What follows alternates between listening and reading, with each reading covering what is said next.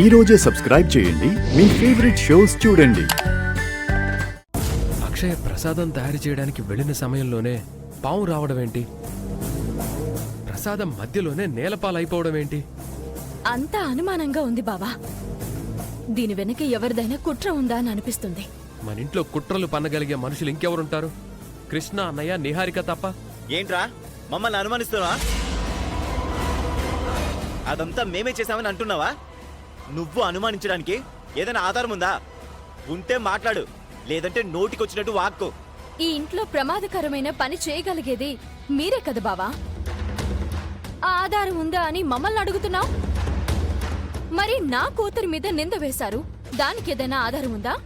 ఉంటే చూపించండి, మాట్లాడుకుందాం. నువ్విలారా. నోరుంది కదా అని మాట్లాడటమే. బావా, వీళ్ళ ఏదో చేశారు బావా.